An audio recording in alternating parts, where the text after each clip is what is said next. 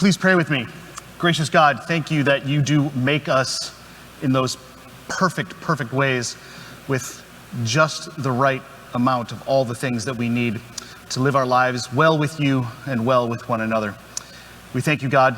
We ask all these things in your name. And everybody said, Amen. Well, good morning, church. Your mission, should you choose to accept it. Most of us, I think, might know where that quote comes from. My apologies if I made it a little too impossible.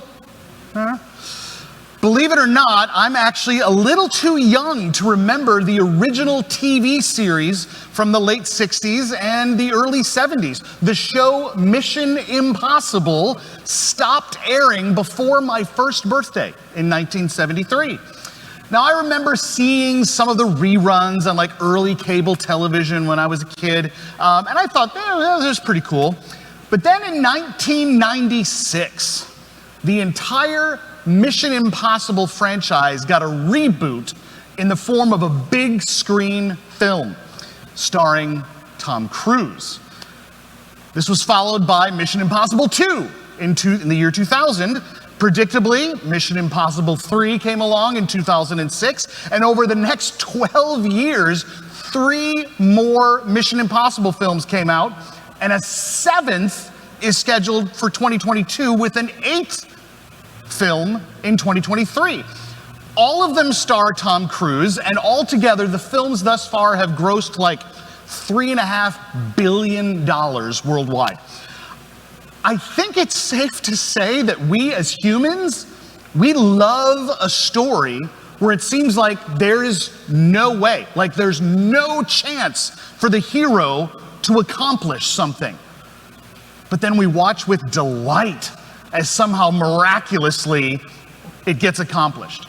Like there's a mission that's put before the main characters. It seems impossible, and they have to like stumble forward trying to accomplish the mission. Now, work with me here. This sounds a little bit like the second half of our gospel passage that Deacon Lisa read this morning. Work with me. Jesus, after basically getting kicked out of his own hometown because they didn't like what he was saying, he takes his closest followers and he gives them some instructions. He lays out for them a mission. Now, is it an impossible mission? I don't think Jesus sets us up for failure. So no, it's not an impossible one. But I do think that we, the church, have done a heck of a job over the centuries, and even more so in the last 50 years, of making it really difficult, if not virtually impossible, for others to see and hear and participate in God's mission. And I think this is mainly due to 4 things. We have added stuff. We believe we're the hosts. We have agendas. And I'm sorry, but we don't know how to shut up. Now, I am guilty of doing all of those things, especially the last one. So please hear, I am not speaking these words at you, but my hope is that we can all hear these words and they can find a way into our hearts, including mine. Now, the Gospel of Mark, which we heard a bit of this morning, it's in all likelihood was the first gospel that was actually written down about 40 to 50 years after the resurrection of Jesus. And many scholars actually believe that it was met with some pretty harsh rejection by those who first heard it, which makes this passage from the 6th chapter all that more interesting.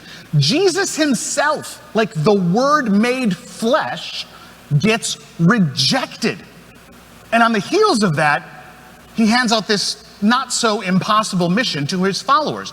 So I wonder, I really wonder, what the church might look or feel like if we followed these instructions that Jesus gives. And as I look at it, the mission that Jesus hands out seems to have 4 pretty simple instructions. And yet, in today's version of the church, I think they might be viewed as a little bit radical. So here we go. Number 1, travel light. We've got to be honest. We as a church, as a movement, as an organization, as a system of faith, we've got some baggage that we carry along. Whether it's buildings and budgets, or mission statements and ministry initiatives, we carry a lot of baggage, which is exactly the thing Jesus says not to do. No bread, no bag, no money in your belts. But more than just the physical things, I think we've lost sight of the fact that we are called to reach to the edges, to reach out to those who are on the fringes, rather than attempting to have our theologies be at the center of society. Number 2, remember that we are the guests. The movement of God throughout history has always been towards creation, God moving towards humanity. And yet somehow the church has reversed that, and we invite people to come to church to make their way towards God. And even when we do remember that Jesus sends us out, we tend to believe that we have all the answers. It'd be like showing up at someone's house for dinner and you stood in the kitchen next to the host and went, no, don't do it that way. Do it this way.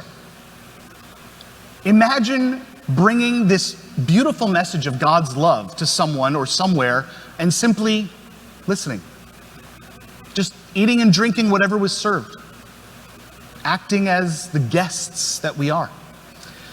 Number 3, some healing vibes. The only thing that our text this morning from Mark says that the disciples did as they went out was that they brought God's healing with them. That's it. Their only agenda was to heal because that's Jesus's agenda. Our agendas are, well, let's be honest, they're our agendas, aren't they? We do such a wonderful job of convincing ourselves that the things that we so passionately believe are God's agenda. I actually do this so well that I will read parts of the scriptures and I'll say to myself, look, see, I was right. It's only when I've repented, when I've asked God to change my perception, that I recall that the only agenda that God has is healing for the world. Finally, number 4.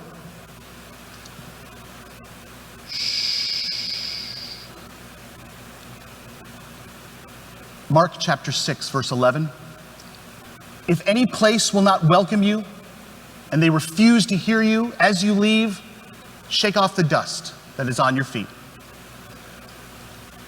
All of us have either seen someone make this mistake or we've done it ourselves. If you're talking to someone and they don't speak the same language as you, and you're struggling to get them to understand you, yeah, right? This is what we do. We amplify the message. We slow it down. It's like, yeah, that'll help. They'll just understand eventually, won't they? The truth is, part of sharing God's love is having it rejected. Like Jesus says so. This radical and open and freeing love of God is terrifying to some people. And it's possible that that's because they've been hurt in the name of God's love, or felt controlled by just another system of rules. Maybe sitting in that pain feels safer than being vulnerable to God's love. But our mission isn't to convince or argue or debate. There's a Lutheran pastor, his name is Steve Thomason, and he writes this. He says, our mission is to seek peace and healing wherever we go. If people aren't ready, we simply move on with no argument or animosity. We shake the dust and keep walking, end quote. Now, for some of us, that might feel impossible. Like it might not even feel like church anymore. As I said before, the church has done a really good job of dragging along extra stuff, thinking that we're in charge, proclaiming agendas, talk. For some of us to empty our heads and our hands and our hearts of all these things, yeah, it feels impossible. But lest we forget, Before we ever picked up any baggage or agenda, we are given all that we need. The gifts of the Spirit, the fruit of the Spirit, the freedom of God's grace and love, and the knowledge that this mission with God, nothing is impossible. All things are possible. Amen.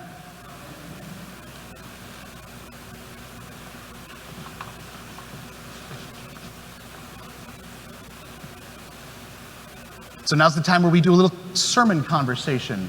And you get to participate if you'd like. Yeah. Virtually, folks, go fast because... And if you're here in person and want to send a text to that number, go for it. Or if you're like my wife, you have Facebook open on your phone right now and you do it by Facebook. That works too. Either way is fine. People were really quiet at the 8 o'clock service, which that's okay. Yep. But yeah.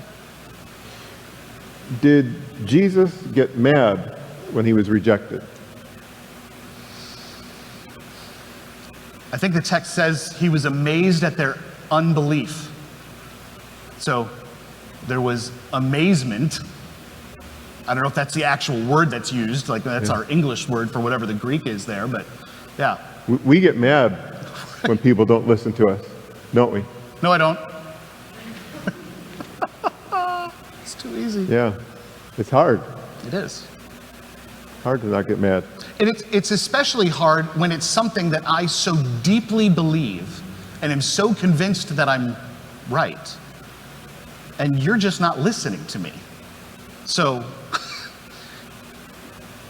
What? like, right? You know, I mean, like, how do I convey a message that I so deeply believe in by listening?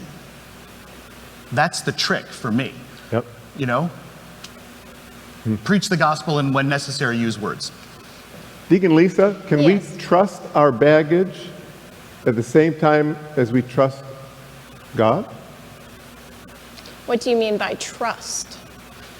Well, my security comes from what I have with me. The disciples were told not to take anything with them. So I've got my car, my bank account, a full freezer. I've got everything I need. Can I trust God at the same time I'm trusting my stuff, my baggage? For Whether- me, personally, I'm not good at it. I trust in my job. I trust in my hard work. I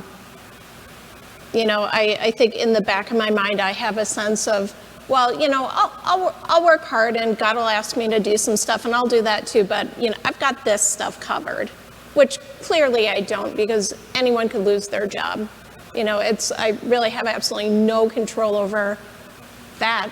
I mean, yes, if I went into work and, it caused a ruckus, then maybe, but otherwise, I don't have control over that. So, yeah, that's something that I struggle with where I'm confident in myself, sometimes to the, extent of pushing God away because, yeah, God, I've got this, I'm good.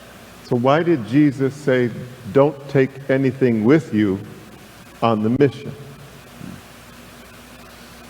I wonder if we use like our baggage, whether it's stuff or our baggage, which is like our emotional or our agendas that we think are so important. I wonder if we see those as like a backstop so that, well, I've got that to fall back on if the whole trust in God thing lets me down, which is a fallacy of an argument, right? Like it's totally backwards. Like, oh, I can't trust in God enough, but this physical, temporal stuff that I hold so dearly, whether it's physical or emotional or agenda stuff, that's the stuff I feel like I can really lean on because that's got teeth on it. Awesome sermon, beautiful sermon. That's the comments. No questions, but Thanks. Yeah, I'm not seeing that even. you're not even seeing that. No. Sometimes comments come through on one person's phone and not on another person's phone. It's really weird. Technology. So again, we don't try to ignore anybody. It's just sometimes we see it, sometimes we don't. But isn't that true in life? Sometimes we see things and sometimes we don't. And we get hurt if somebody doesn't see things that I see. That's part of my baggage. Yeah. Well, good. Thank you. And before, Yes. without looking, what does the sign say above the door as you're leaving? You're now entering the mission field. So it's not come, it's go. Thank you. Amen. Right, thank you.